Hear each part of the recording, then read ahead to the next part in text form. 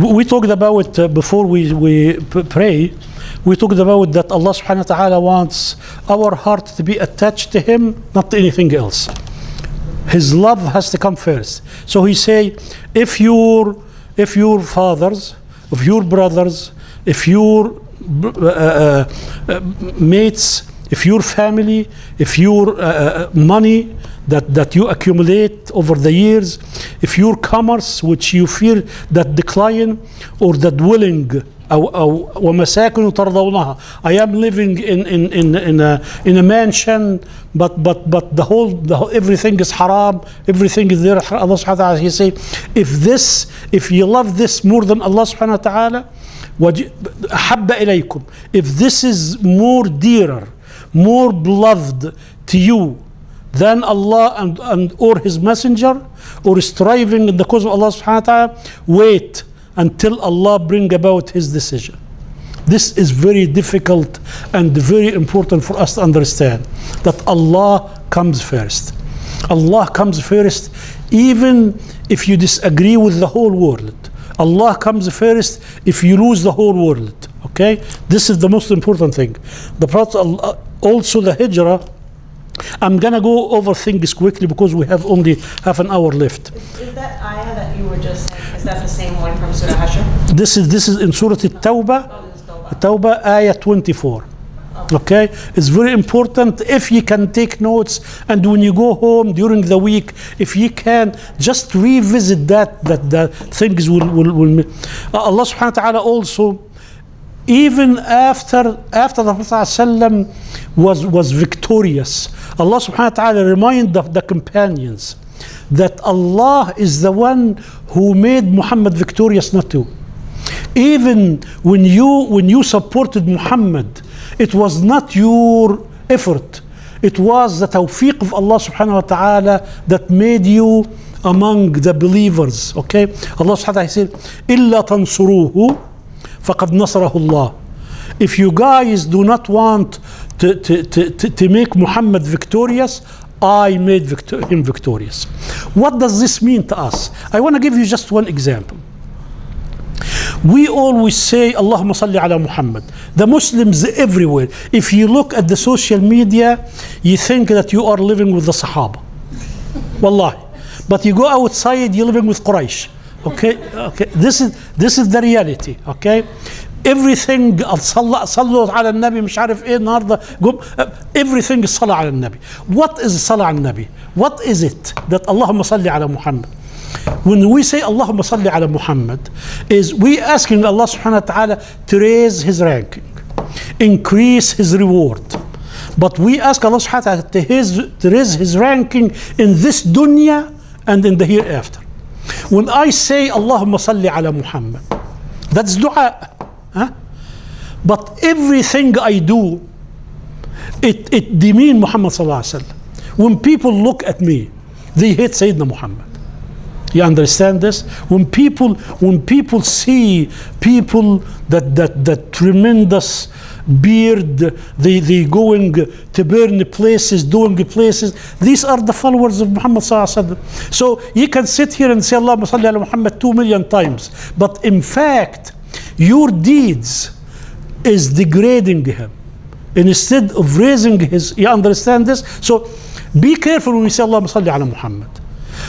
Is your deeds, your action, when people look at you, they say, MashaAllah, these are the followers of Muhammad, that was a great man. Or they say, he was a rapist, isn't it? They say that. He's a rapist, he was this, he was this, he was that. Okay? So this is what we need. Allah subhanahu wa ta'ala say, I want you to support him, not only by saying Allahumma salli ala Muhammad, it's not enough. Allahumma salli ala Muhammad, it has to be supported by actual deeds and work. I want to tell you one thing. When we came here to this country, I'm talking about myself, we came for better life. I came, I wanna have a good job, I wanna have security, I wanna have this, I wanna have this. When you think about Hijra, if the Prophet ﷺ listened to agree to the offers that Quraysh gave him, he could have been a king, isn't it?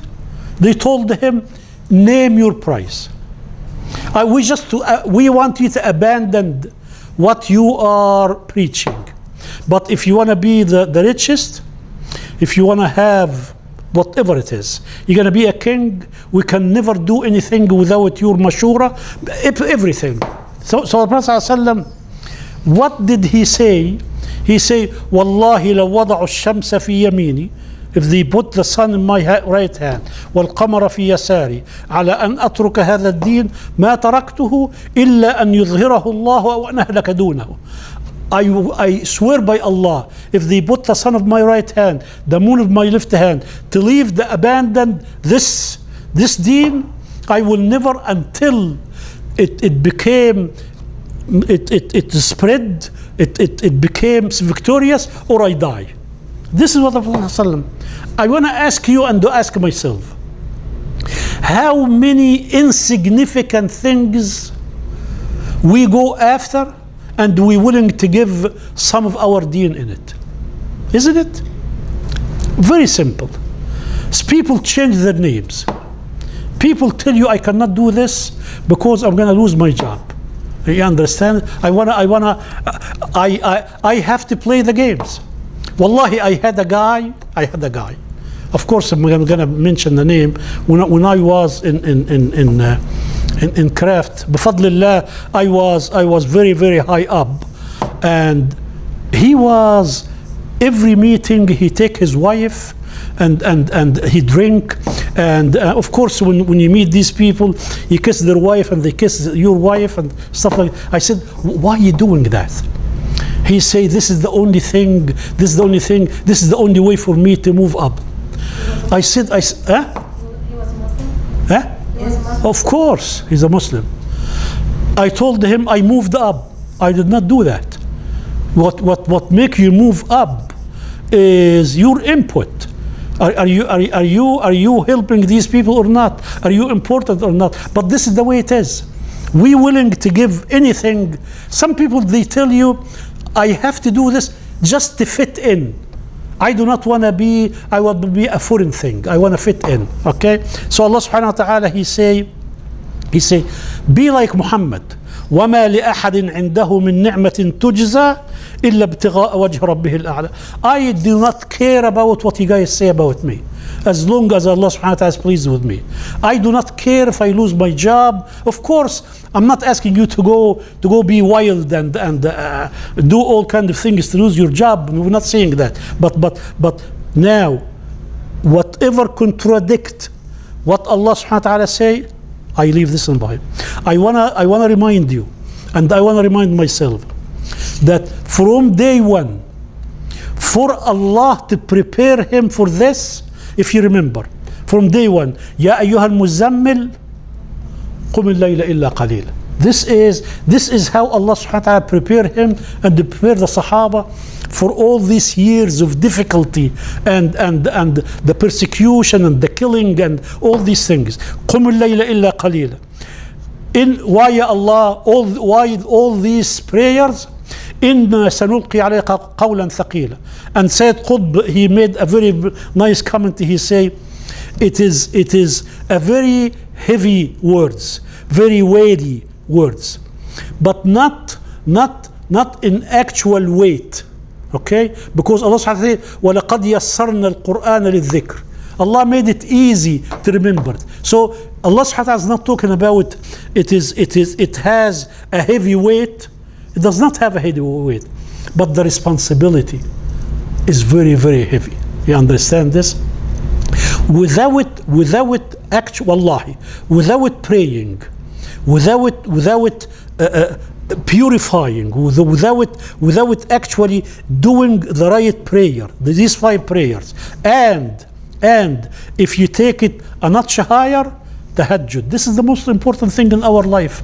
And I know that people are working, it's difficult for people, but start doing it in the weekend, okay? As much as you can. Don't overpower yourself, because the Prophet say, إن أحب الأعمال إلى الله أدومه من قل. But if I'm going to tell you something, when you get up at night and pray, okay, when you wake up in the morning, you will be very careful to ruin what you did. Very careful.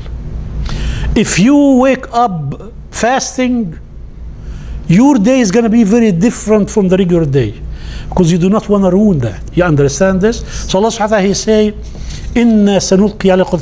Now, the Prophet ﷺ is not a statue, he's a role model. Okay? Now, لما when Fatima radiallahu anha, when she heard that they planning to kill him the night before Hijra, she went to Prophet ﷺ. She said, يا أبتي إن الملأ يأتمرون بك ليقتلوك. She used the same word that Allah subhanahu wa ta'ala used for Musa alayhi salam. My father, the elite, they are conspiring to kill you. قال أولو أففعلوا أو فعلوا, they did. She said yes. You know what his answer was? ائتني بوضوء. Bring me some water to make wudu. ائتني بوضوء. This is the protection that he has. He did not say, get me all the Muslims. Huh? I want everybody to be surrounding me or anything else. He's ائتني بوضوء. Huh? Allah subhanahu wa ta'ala says, وَإِذْ يَمْكُرُ بِكَ الَّذِينَ كَفَرُوا.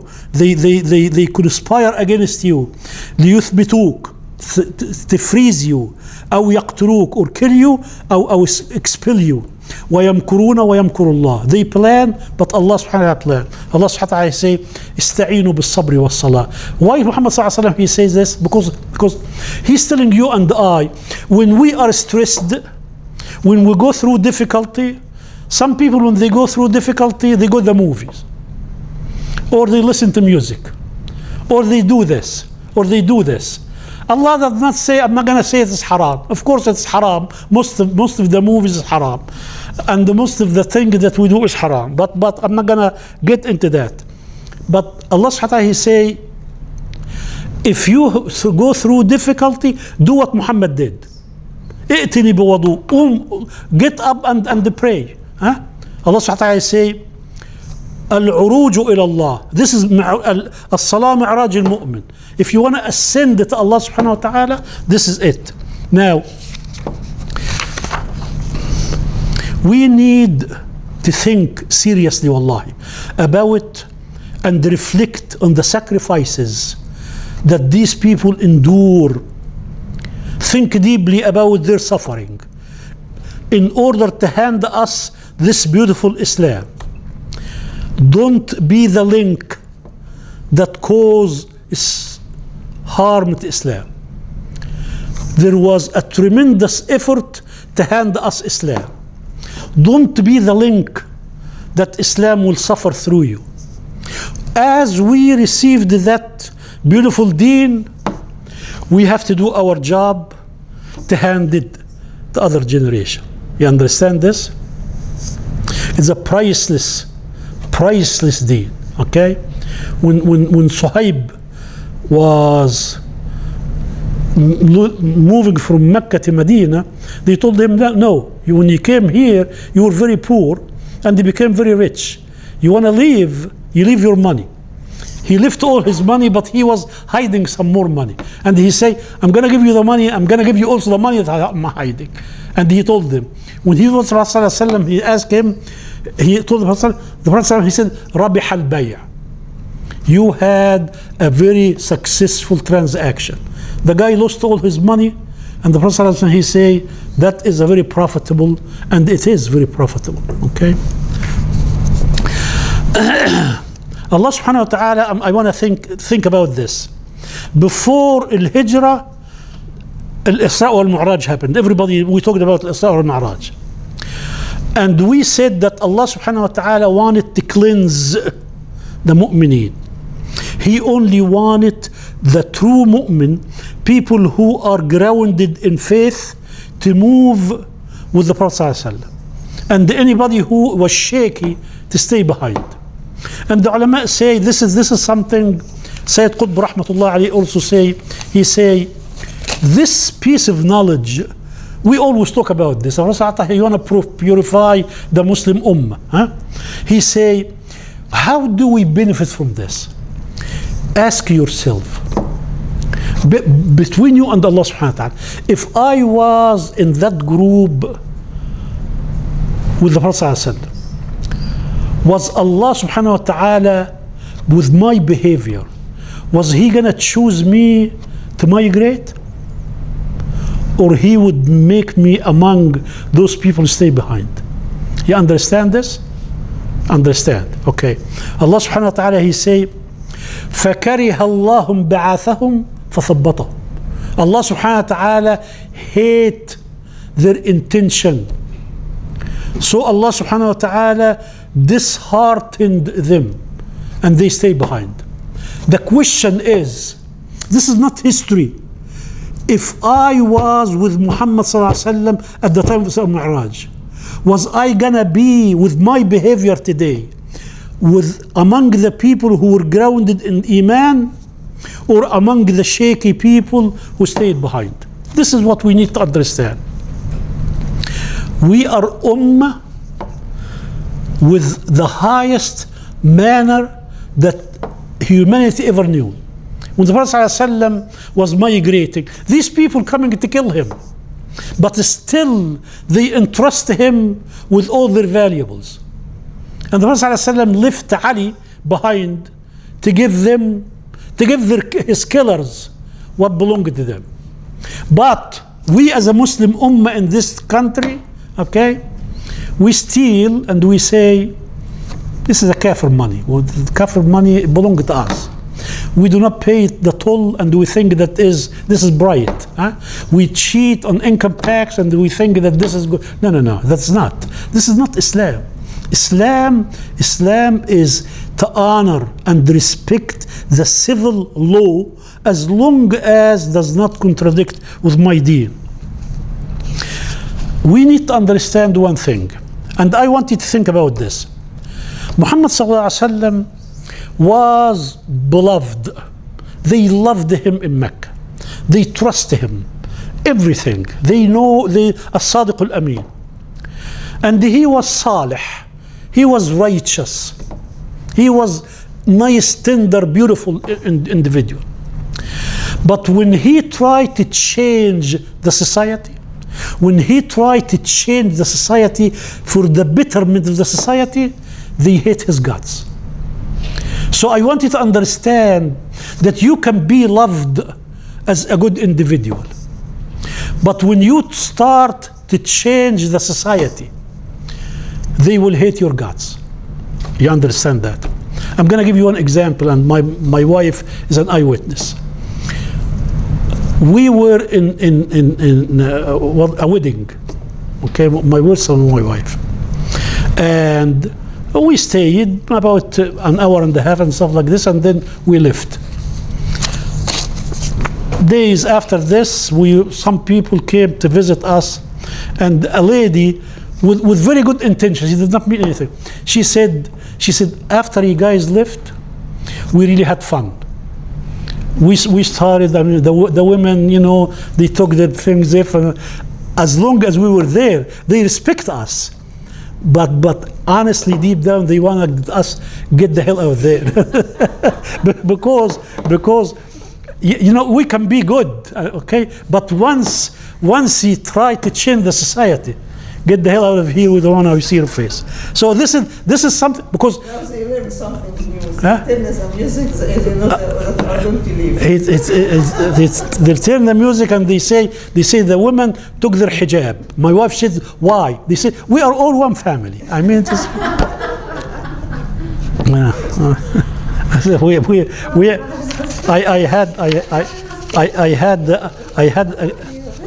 I had a lady in New Jersey, was very, very nice lady, and I used to always to talk to her and stuff like this, and she say, this is her mentality. This guy is like my father. So you know, I do not have really to wear hijab in front of him, and this is like my brother. This is my brother, and this is like my son. I said, that's good. That's a very good thing to do. Now. I don't have to wear hijab in front of everybody. Now,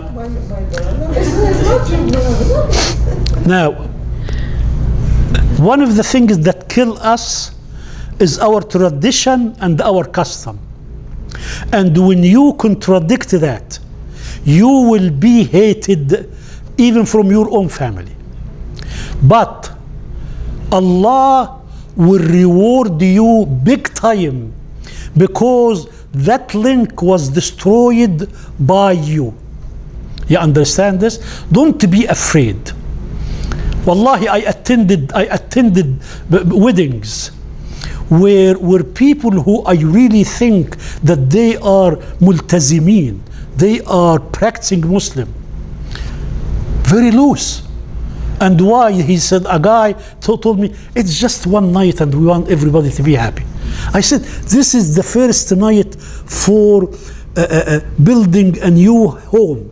Should we build it on displeasure of Allah subhanahu wa ta'ala? You understand the mentality? So be strong enough to change the custom and the reality that we're living in, because the reward will be high.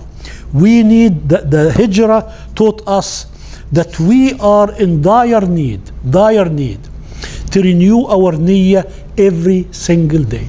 Every single day. That guy who was trying to migrate with the Prophet ﷺ, and the Prophet ﷺ found out that because he loved a woman in Medina, so he really wanted to go to marry her. So his name was a funny name, but anyhow. So the Prophet ﷺ, he said, "Man kanat hijratuhu ila Allah wa rasulihi."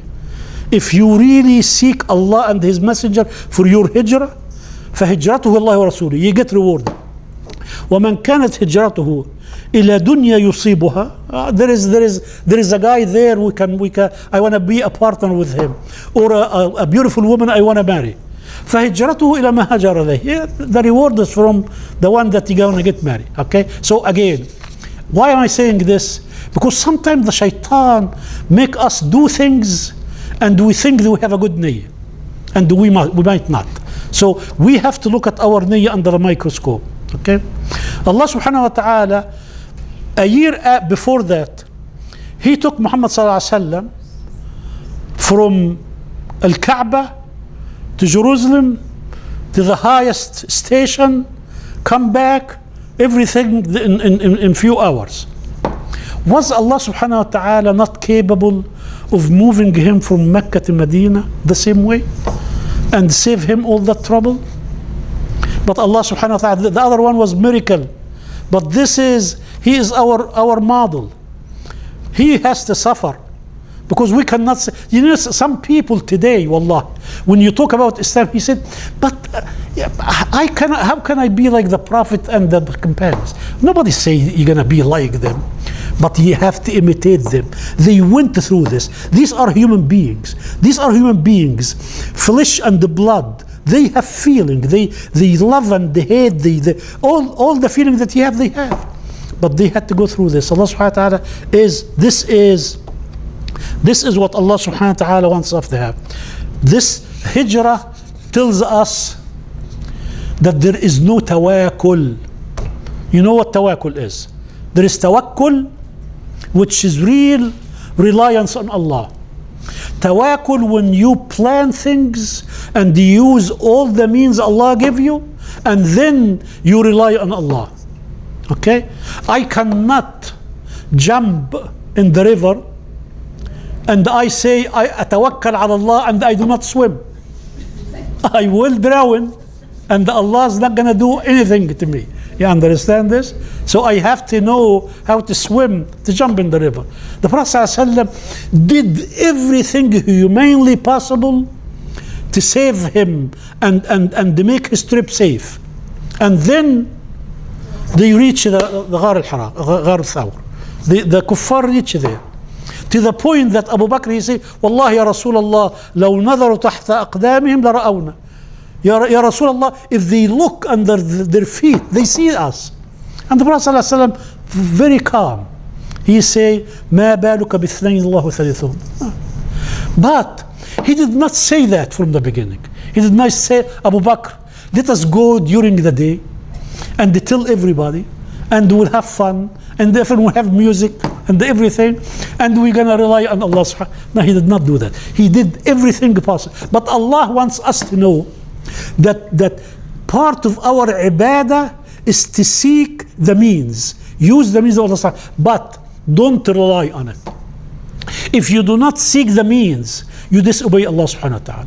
If you depend on the means, you disobey Allah subhanahu wa ta'ala. You have to take the means, but you have to depend on Allah subhanahu wa ta'ala.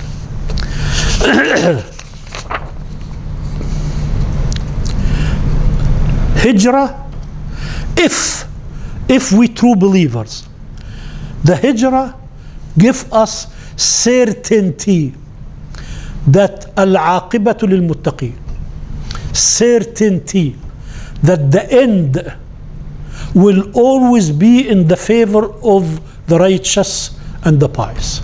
There is absolutely no ifs and buts about this. When he left Mecca, the night when he left Mecca, every individual in Mecca knew that he was a dead man, because there was 20 young people with the swords waiting for them to kill him. He is a dead man. It's done. But Allah subhanahu wa ta'ala wants us to know that if you are with Allah, Allah will be with you. Allah will protect you. Allah subhanahu wa ta'ala will make you victorious. Being a dead man, he comes back to Mecca in 23 years, and he is the undisputed leader, ruler, with rahmah and the karam and the compassion, and he would set everybody free. People who tortured him or tortured everybody. So Allah subhanahu wa ta'ala, he say, is when you are with me, do not worry about anything. Inna Allah yudafi'u an alladhina amanu. Allah protect al-mu'mineen. Inna alladhina kafaru yunfiquna amwalahum. You look today, the Muslims today, the real Muslim today, the true caller of Allah subhanahu wa ta'ala, either are killed or in prison, or the people plan to expel them. We are in very, very bad shape. But Allah subhanahu wa ta'ala, he say, I want you to know, if you are with me, these people will plan. They will spend the billions, but it's going to be fruitless. It is going to only bear fruits if you're not with me. And that's what's happening in the Muslim Ummah today. Okay? Also, Hijra teach us that with difficulty comes ease. This is what Allah subhanahu wa ta'ala say. Inna ma'al usri yusra. Okay? 13 years. Okay? 13 years of torture. Allah subhanahu wa ta'ala make him victorious, and became, like I told you, the undisputed king. Allah subhanahu wa ta'ala was able to protect him from day one, but he did not, because he is our role model. If the Prophet and the companions were protected by Allah, we're going to sit home and say, these people were protected by Allah, but they suffered. So when you and I suffered, don't think that you are doing something that people before you did not do. People who are trillion times better than you went through. من ترك شيئا لله عوضه الله. If you leave anything because of Allah, if you love something that is haram, but you leave it for Allah, Allah will replace it with something much better for you. These people who were tortured, they became actually the rulers of the universe, isn't it? Sayyidina Abu Dharr al-Ghafari, he became the ruler of Medina after years. Abu Dharr al-Ghafari was almost killed twice or three times in Mecca, and he was among the people who were tortured. Abu Dharr al-Ghafari, he used to joke. He used to take his donkey. He did not really ride a horse or anything, donkey. And he say, he yelled at people, make a space for the ruler. He's making fun of himself. But these people, they became the ruler of the universe. Like I told you, the Prophet ﷺ, when he moved to Medina and he stopped at Quba, that was the first thing he did. Okay? And that showed you how important the masjid is. And the most important thing that the Prophet ﷺ established brotherhood between the Muslims. Wallahi, this point, we can talk about it for 2 years. Okay? It is very easy for Muslim today is to ruin their brotherhood for insignificant reasons. I take people as my enemies, even if they disagree with me in an opinion, irrelevant thing. I do that. Allah subhanahu wa ta'ala, he say, al-akhillau yawma'idhin ba'duhum li ba'din adu illa al-muttaqin. Allah subhanahu wa ta'ala, he say, without taqwa, you lose everything. See, the two things that Allah give the mu'min is iman and the brotherhood. Okay? If none of them will work alone, if we have iman and we do not have brotherhood and sisterhood, forget about our life. If we have that without iman, but forget about our life. This is the most important thing. The Prophet ﷺ, just because we have 2 minutes, the Prophet ﷺ, he says something. لا تعودوا بعدي كفارا. Look at the expression that he used. He said, don't become after my death كافر. كفارا يضرب بعضكم أبناء أعناق بعض. That one of you will chop the head of the other one. He's not talking about actual chopping head, although it's happening. Okay, but this is the most important. So now I'm gonna finish. Well, I have 2 minutes. Saying all this, there is Hijra that is still open until the day of judgment. Hijra, it is open for every one of us. There is a book written by Ibn al-Qayyim. Ibn al-Qayyim, everybody knows who Ibn al-Qayyim is. He has a book called طريق الهجرتين, the road of the two hijrah, وباب السعادتين, the door of the two happiness. He say there is سعادة الدنيا, happiness in this dunya, and the happiness in the hereafter, and the door to them is the same thing. But there is hijrah that Allah subhanahu wa ta'ala give it to us, because we did not attend that other hijrah. The Prophet ﷺ, he say, and this is open to all of us. The Prophet ﷺ say, al-Muslimu man salima an-nasu min lisanihi wa yadihi. If you want to be called a Muslim, people has to be safe from your hand and your tongue, any type of other. وَالْمُؤْمِنُ مَنْ أَمِنَهُ النَّاسِ. The mu'min is the people who feel secure with him. وَالْمُهَاجِرُ, that you and I want to be around the muhajir, مَنْ هَجَرَ مَا نَهَى اللَّهُ عَنْهُ. If you and I abandoned, leave behind us at any price what Allah made it unlawful, Allah subhanahu wa ta'ala will give us peace of the reward of that hijrah. Barakallahu feekum. And although because of the time we had to reduce the whole thing, but I think inshallah we covered the most important thing. And inshallah next week we're gonna go to the Quran again, inshallah.